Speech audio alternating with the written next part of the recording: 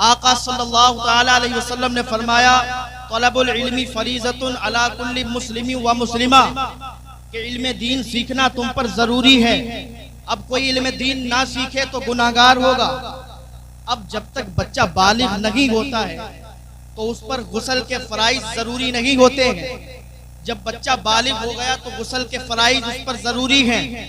अब अगर उसने इल्म दीन नहीं सीखा तो सर से पांव तक पानी बहाएगा, नहाएगा और उसे लगेगा मैंने गुस्ल किया, और गुस्ल करने के बाद नमाज पढ़ने जाएगा। तो मुझे बताएं, जब पाकी हासिल नहीं हुई तो क्या नमाज हो जाएगी? नहीं। जब पाकी ही हासिल नहीं हुई तो फिर नमाज नहीं होगी। मेरे आका सल्लल्लाहु तआला अलैहि वसल्लम ने फरमाया, इल्म दीन हर मुसलमान मर्द औरत पर सीखना जरूरी है, लेकिन हमने इल्म दीन नहीं सीखा। अब बच्चा जब बालिग हुआ, उसने गुस्ल के जो फराइज थे, क्या है? कुल्ली करना, सही तरीके से कुल्ली करना, गरारे के साथ नाक में पानी डालना, नरम हड्डी तक पहुंचाना, सही तरीके से नाक साफ करना, उसके बाद सर से लेकर पांव तक पूरे जिस्म पर पानी बहाना, यहाँ तक के एक बाल भी सूखा न रह जाए। अगर एक बाल भी सूखा रह गया तो फिर गुस्ल नहीं। अब बंदा जब इस तरीके से, उसे मालूम नहीं है, उसने इल्म दीन नहीं सीखा, महफिलों में नहीं बैठा, अब इल्म दीन नहीं सीखा, इसी तरीके से जिंदगी भर गुस्ल करता रहा, नमाज पढ़ता रहा। एक टाइम वो आता है कि उसकी रूह उसके जिस्म से निकल जाती है।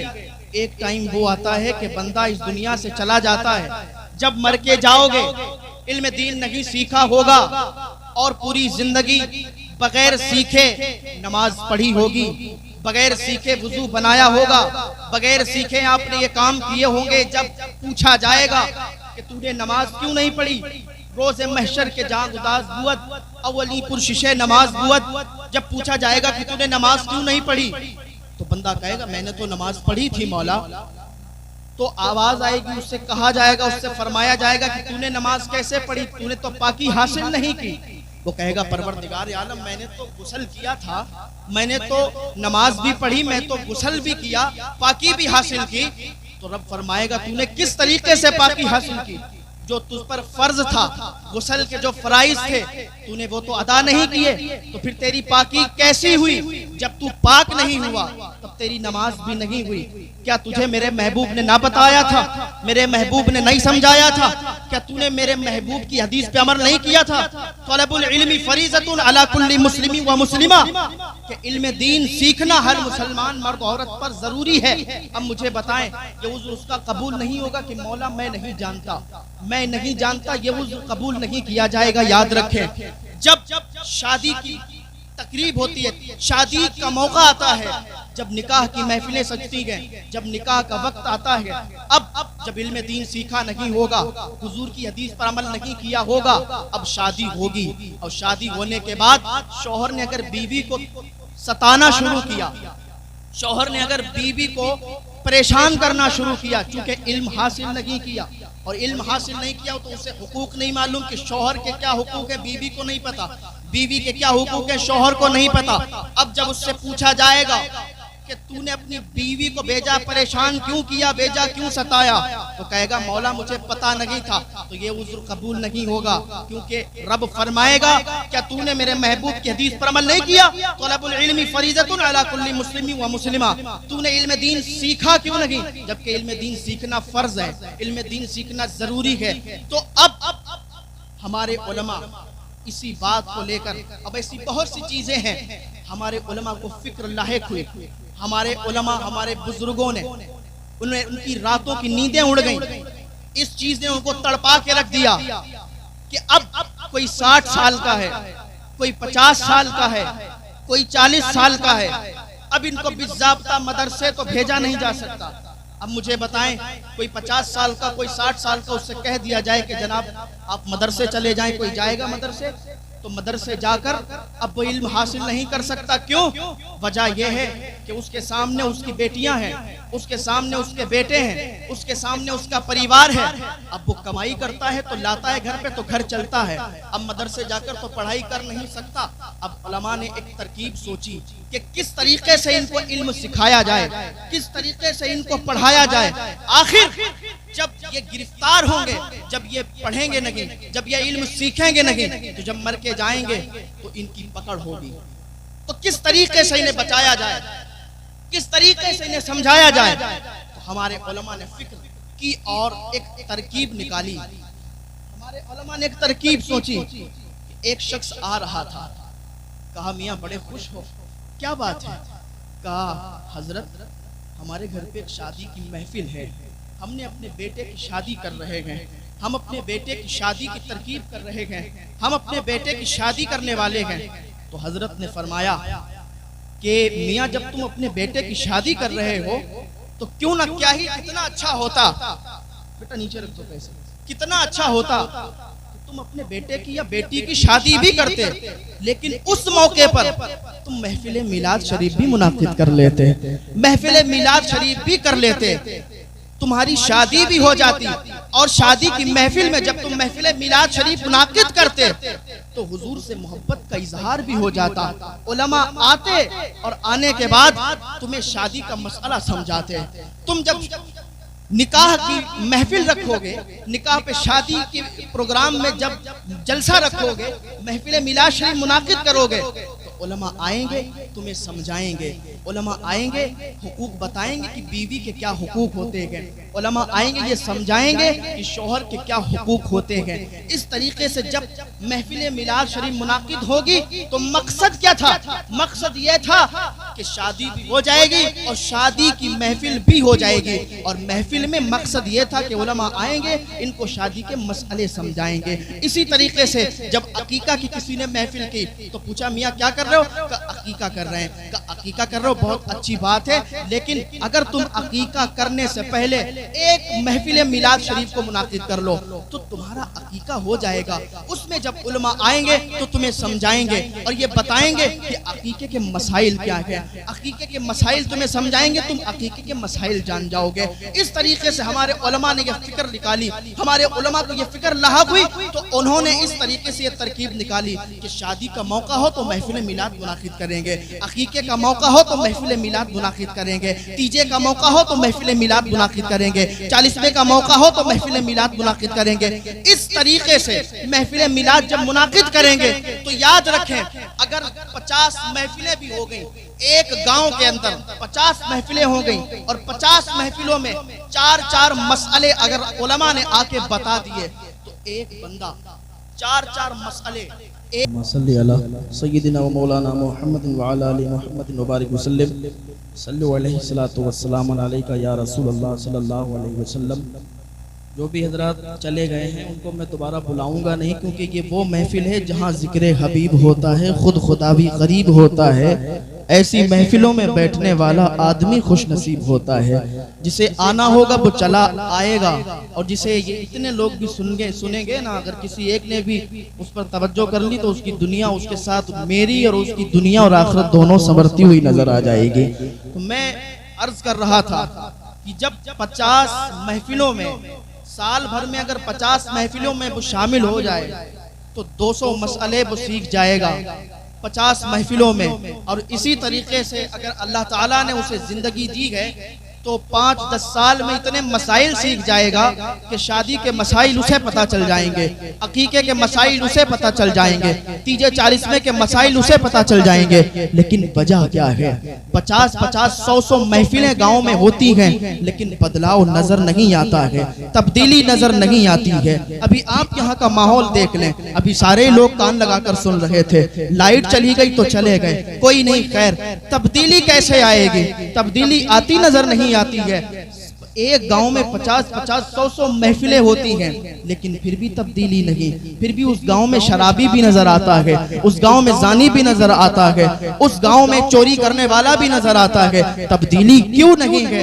तब्दीली इसलिए नहीं है क्योंकि आज हमने सारी चीजों को रस्मी समझ लिया है। जिस तरीके से शादियों में रस्में होती हैं, उस तरीके से हमने महफिल मिलाद को भी रस्मी समझा है। हमने सोचा है कि जब शादी की महफिल होगी तो फिर महफिल मिलाद मुनाकिद होगी, उलमा आएंगे, अपनी बात करेंगे, चले जाएंगे। हमने उस पर अमल नहीं किया। हमें इस पर अमल करना होगा, हमें इस पर तवज्जो से सुनना होगा, हमें इसका मकसद समझना होगा। क्योंकि आजकल के हमारे जो उलमा हजरात हैं अल्लाह ताला सबको सलामत रखे। लेकिन कुछ ऐसे भी खुतबा है, कुछ ऐसे भी खतीब हैं कि जिनके अंदर लिल्लाहियत बाकी नहीं है, जो अपने बयान के अंदर लिल्लाहियत नहीं देते, इसलिए वो आते हैं सिर्फ तेरी मेरी इधर उधर की बुराई करके, इधर उधर की बातें करके, मिंबर से रस्मी तौर तरीके से खतीब खिताबत करके और चले जाते हैं। इसीलिए तब्दीली नजर नहीं आती है, इसीलिए हमारे अंदर बदलाव पैदा नहीं होता है। अल्लाह ताला फरमाता है, ऐ मेरे बंदो, तुम अल्लाह ताला की दी हुई जो नेमतें हैं उनको जिक्र करो,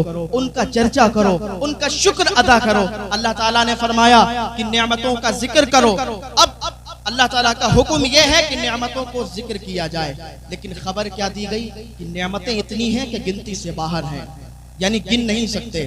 तो अब मुझे बताएं, जो चीज गिनती से बाहर हो उसको हम गिन कैसे सकते हैं?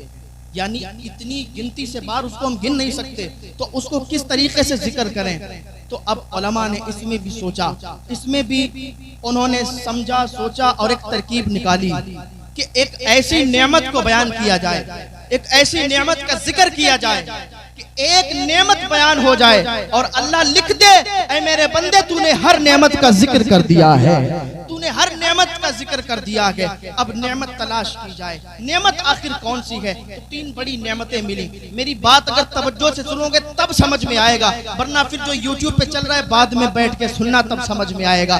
तो 3 बड़ी नेमतें, उनमें से अपना वजूद, अपना जिस्म भी एक बड़ी नेमत है।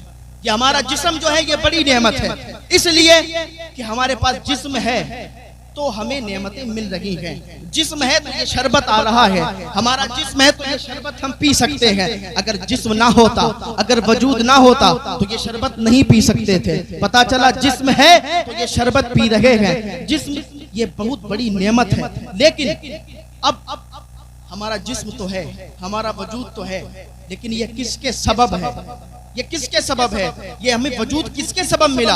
एक सीधा सा जवाब आपको देते हैं कि हमारा जिस्म ये हमारे माँ बाप के सबब है। कि अगर माँ बाप ना होते तो फिर जिस्म ना होता, क्योंकि जब कोई चीज वजूद में आती है उसकी 4 इल्लतें होती हैं। 2 मैं आपको समझाना चाहता हूँ। एक इल्लत मादी होती है और एक इल्लत फाइली होती है। आप कहेंगे जनाब ये इल्लत मादी क्या हुआ, इल्लत फाइली क्या हुआ? तो मैं आपको समझाता हूँ। हमारी तरफ वो जो मिट्टी से बर्तन बनाए जाते हैं, मिट्टी से जो बर्तन बनते हैं उनको उसको कुम्हार कहते हैं, इधर क्या कहते हैं पता नहीं, लेकिन जो मिट्टी से बर्तन बनाता है तो जिसने बनाया वो इल्लत फाइली हो गया, जिससे बना वो इल्लत मादी।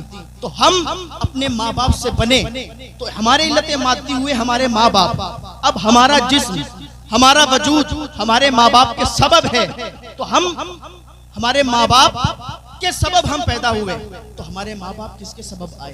तो एक सीधा सा जवाब कि वो अपने माँ बाप के सबब। फिर वो किसके सबब आए? वो अपने माँ बाप के सबब। वो किसके सबब?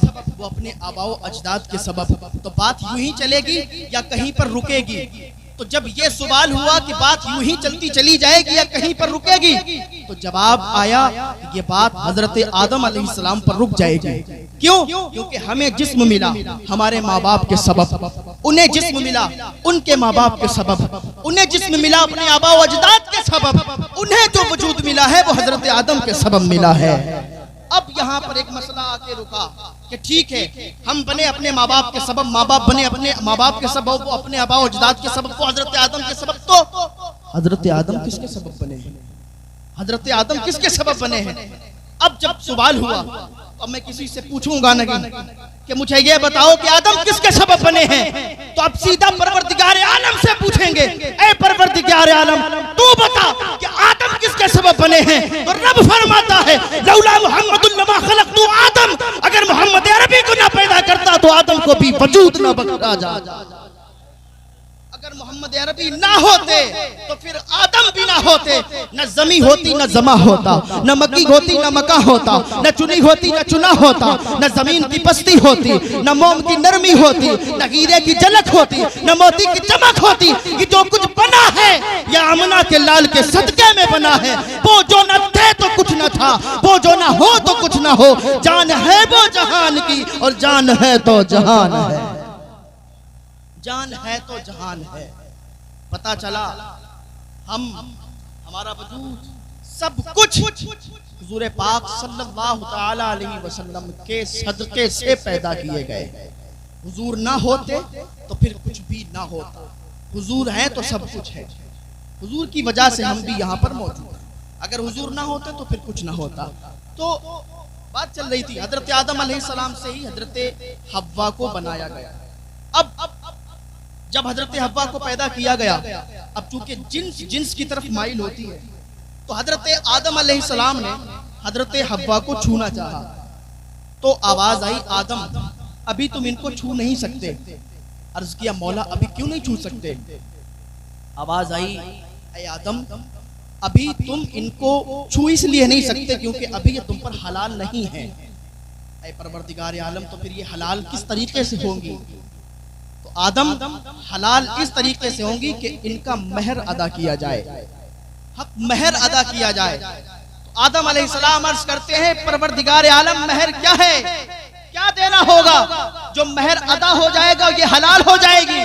तो परवरदिगार आलम ने फरमाया, आदम 20 मरतबा मोहम्मद अरबी पर दरूद सलाम पढ़ लो, तुम्हारा महर अदा हो जाएगा। 20 मरतबा मोहम्मद अरबी सल्लल्लाहु अलैहि वसल्लम उन पर दरूद पढ़ लो, तुम्हारा महर अदा हो जाएगा। दरूद शरीफ की फजीलत क्या है? दरूद शरीफ की बहुत बड़ी फजीलत है। हुजूर आला हजरत रज़ियल्लाहु तआला अन्हु जब अपने हुजरे मुबारका में बैठा करते थे, असर के बाद जब आप दरूद शरीफ की महफिल सजाते थे तो आप उठते नहीं थे, और आप दरूद शरीफ की महफिल सजा के आपको ये मकाम हासिल हुआ कि एक शख्स आला हजरत की बारगाह में मिलने के लिए आया, तो जब उनके हुजरे तक जाना चाहता था, जमील कादरी के शहजादे वहां पर रहा करते थे। उन्होंने कहा, कहाँ जाते हो? कहा आला हजरत से मुलाकात करना है। तो कहा आला हजरत से, और कौन जमील कादरी? जिन्होंने लिखा है, मैं वो सुन्नी हूँ, जमील कादरी मरने के बाद मेरा लाशा भी पढ़ेगा सलातु व सलाम। तो कहा तुम्हें आला हजरत से मुलाकात करनी है? कहा हाँ। कहा चलो मेरे साथ। हुजूर आला हजरत रज़ियल्लाहु तआला अन्हु के हुजरे तक गए, अंदर दाखिल हुए, और वो खूब जानते थे कि आला हजरत रज़ियल्लाहु तआला अन्हु अभी हुजरे के अंदर मौजूद हैं, क्योंकि अभी यहाँ से चल कर के गए हैं और अभी वहां से बाहर नहीं निकले। तो जब हुजरे के अंदर वो दोनों शख्स गए तो क्या देखते हैं, हुजूर आला हजरत रज़ियल्लाहु तआला अन्हु वहां पर मौजूद नहीं है। तो जब मौजूद नहीं तो वापस हो लिए, देखा इधर उधर मौजूद नहीं, वापसी से कदम बढ़ाए। जैसे ही दरवाजे से बाहर उन्होंने कदम रखा तो आहट महसूस हुई। जब आहट महसूस हुई तो उन्होंने मुड़ के देखा, और जब मुड़ के देखा तो मसनद पर हुजूर आला हजरत रज़ियल्लाहु तआला अन्हु बैठे हुए मुस्कुरा रहे थे। तो उसने पूछा कि ऐ आला हजरत, मुझे ये तो बताएं, अभी आप तो यहाँ पर हुजूर मौजूद नहीं थे, अभी हम लोग मिलने के आए, आपको देखा, आप नजर नहीं आए, अभी एकदम कहां से आ गए? तो हुजूर आला हजरत फरमाते हैं कि तुम ये ना पूछो मैं कहां गया था, कहां से आया, तुम अपना काम बताओ कि तुम किस मकसद से आए हो। उन्होंने कहा, हुजूर मकसद तो बाद में बताएंगे, मुझे ये तो बताएं आप आए किधर से? तो हुजूर आला हजरत फरमाते हैं कि मुझे हुजूर की जात से, हुजूर की बारगाह से वो शर्फ हासिल है कि अहमद रजा हर जुमेरात को मदीने आया जाया करता है, कि अहमद रजा हर जुमेरात को मदीने आया जाया करता है। बात क्या है?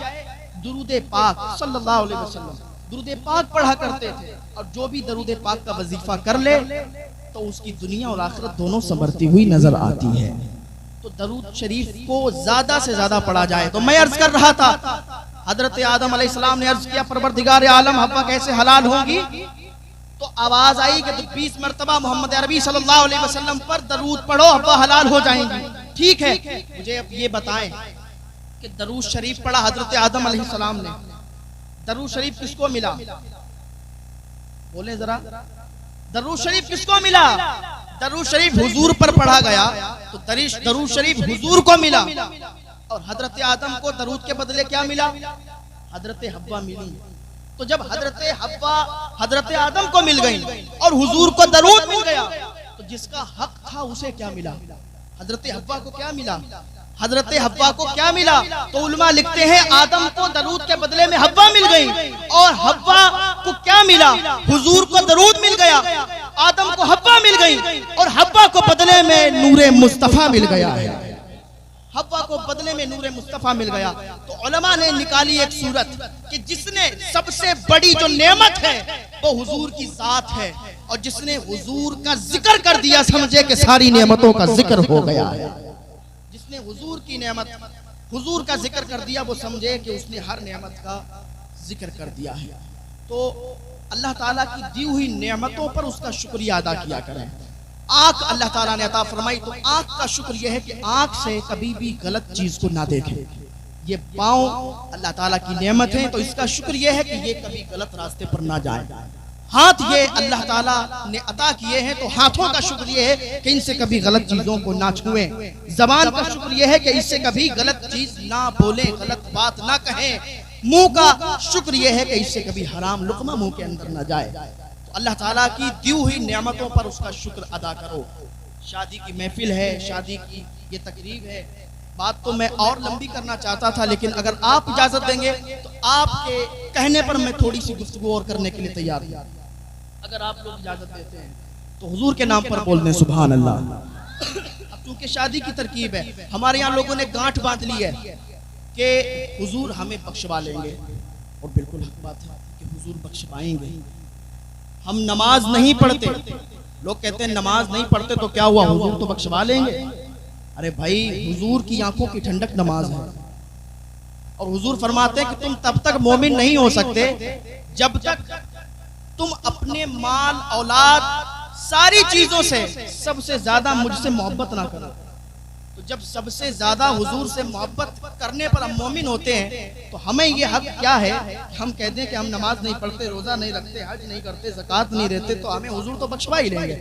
ये बात बिल्कुल गलत है, इसको बिल्कुल ना कहा जाए, बल्कि नमाजों की पाबंदी करो। हुजूर तो बख्शवाने वाले, हुजूर तो बख्शवाएंगे। हुजूर किस किस को बख्शवाते हैं? हुजूर के पास एक सहाबी हैं जो उनकी खिदमत में रहा करते हैं, रबिया बिन काब उनका नाम है, और वो हुजूर की खिदमत में है। हुजूर पाक सल्लल्लाहु अलैहि वसल्लम को एक दिन वुजू करवा रहे थे। हुजूर पाक सल्लल्लाहु अलैहि वसल्लम ने फरमाया, ए रबिया, आज जो मांगना चाहते हो मांग लो, आज जो भी मांगना चाहते हो मांग लो। कहने लगे, या रसूलुल्लाह सल्लल्लाहु अलैहि वसल्लम, जो मांगूंगा वो मिल जाएगा। हुजूर ने फरमाया, आज जो तुम मांगोगे वो तुम्हें अता हो जाएगा। वो कहने लगे, या रसूलुल्लाह, फिर तो बात अच्छी है कि मैं तो ये मांगना चाहता हूँ कि जन्नत में मेरा घर वहां पर हो, कि मेरे घर की दीवार के दूसरे तरफ आपका घर हो। तो हुजूर पाक सल्लल्लाहु अलैहि वसल्लम ने फरमाया, जा रबिया, तुझे अता किया। कौन देता है देने को मुंह चाहिए, देने वाला है सच्चा हमारा नबी, देने वाला है सच्चा हमारा नबी। तो बात शादी की महफिल की चल रही थी, तो आपको एक मैं वाकया बता के हो जाना चाहता हूँ कि आज जहाँ हमारे नौजवान ये कहते हैं कि हम नमाज नहीं पढ़ते तो क्या हुआ, वहीं पर एक ऐसा भी नौजवान है जो हुजूर का सच्चा आशिक है और सब नमाजें हुजूर के पीछे पढ़ता है।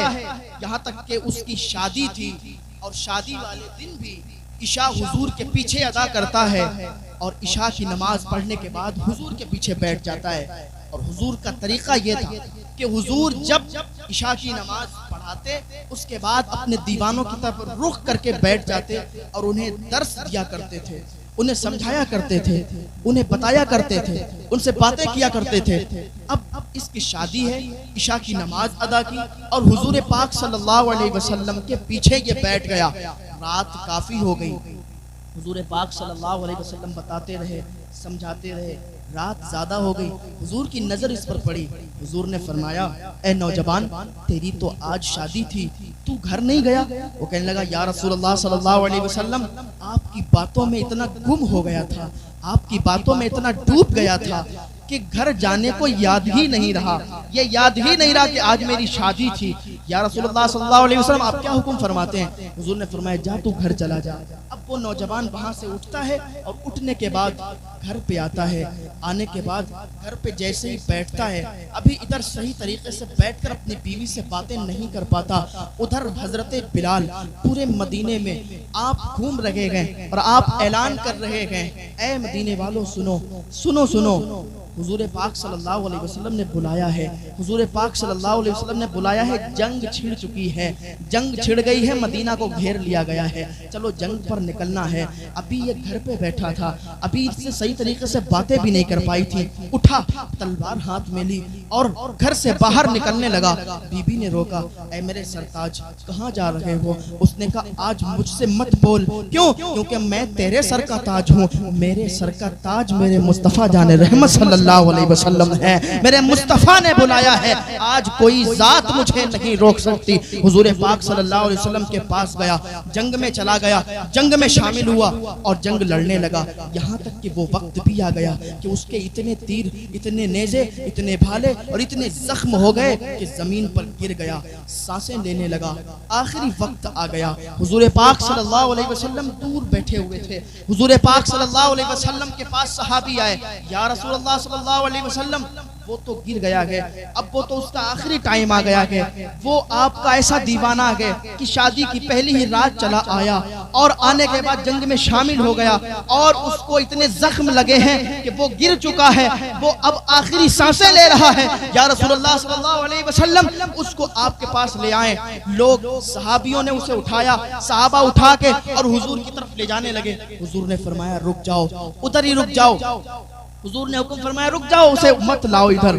सहाबी कहने लगे, या रसूलुल्लाह सल्लल्लाहु अलैहि वसल्लम ये तो आपका दीवाना है, ये तो आपका मस्ताना है, आपके लिए जंग में आया और इसने अपनी जान को समझो कुर्बान कर रहा है आप पर, इसकी सांसें चल रही हैं। या रसूलुल्लाह सल्लल्लाहु अलैहि वसल्लम आपके कदमों पर जान देना चाहता है, आपके कदमों पर अपनी जान को कुर्बान करना चाहता है। हुजूर ने फरमाया इधर मत लाओ, या रसूलुल्लाह जान तो आपके कदमों पर देना चाहता है। हुजूर फरमाते सुनो, जो मेरे लिए कुर्बानी देता है मुझे मिलने वो नहीं आता, उसे मिलने मैं जाया करता हूँ। मुझे मिलने फिर वो नहीं आता बल्कि उसे मिलने मैं जाया करता हूँ। हुजूर पाक सल्लल्लाहु अलैहि वसल्लम उसके पास गए, बैठे, उसका सना हुआ सर, खून में नचड़ा हुआ सर अपने रान पर रखा, अपनी रान मुबारक पर रखा, अपनी गोद में रखा और उसकी तरफ देखने लगे और देख रहे थे तो उसके भी आंसू गिर रहे थे। हुजूर पाक सल्लल्लाहु अलैहि वसल्लम ने देखा, हुजूर के भी आंसू निकलने लगे, गोया कि आंसू आंसू बातें कर रहे थे। मेरी दास्तान हसरत को सुना सुना के रोए, मेरे आजमाने वाले मुझे आजमा के रोए। कोई ऐसा अहले दिल हो जो फसाने मोहब्बत, मैं उसे सुना के रोऊं वो मुझे सुना के रोए, मैं उसे सुना के रोऊं वो मुझे सुना के रोए। और फिर सहाबा इकराम ने वो मंजर भी देखा। जब उसकी तदफीन हुई तो हुजूर के चेहरे पर दो रंग थे, हुजूर मुस्कुरा भी रहे थे और हुजूर की आंखों में आंसू भी थे, हुजूर उदास भी थे। सहाबा ने अर्ज किया, या रसूलल्लाह सल्लल्लाहु तआला अलैहि वसल्लम गुस्ताखी माफ हो, ये दो रंग चेहरे पर कैसे हैं? आप मुस्कुरा भी रहे हैं और आप उदास भी हैं। तो हुजूर सल्लल्लाहु अलैहि वसल्लम ने फरमाया, है मेरे सहाबा सुनो, उदास इसलिए हूँ कि बड़ा अच्छा नौजवान था, बड़ा अच्छा दोस्त था, बड़ा अच्छा यार था, जो जल्दी बिछड़ गया, इसलिए उदासी चेहरे पर आ जाती है। मुस्कुरा इसलिए रहा हूँ कि जब से ये यहाँ से गया है, जब से इसकी तदफीन हुई है, इसकी कब्र में इतनी हूरें आ गई है कि वहां पैर रखने की जगह बाकी नहीं है, वहां पांव रखने की जगह बाकी नहीं है। तो इस तरीके से हमारे नौजवान हैं, इस तरीके से उनके अंदर जज्बा होता है, क्योंकि जो हुजूर का जो दीवाना हो जाता है वो हुजूर के नाम पर जाने कुर्बान कर देता है और यही कहता है कि गुलामाने मोहम्मद जान देने से नहीं डरते, कि सर कट जाए या रह जाए कोई परवाह नहीं करते, ये सर कट जाए या रह जाए कोई परवाह नहीं करते। अल्लाह पाक की बारगाह में दुआ है कि अल्लाह ताला हम सबको नेक आमाल की तौफीक अता फरमाए। अल्लाह पाक हम सबको गुनाहों से बचने की तौफीक अता फरमाए। बस मैं अपनी बात को यहीं पर ख़त्म करता हूँ।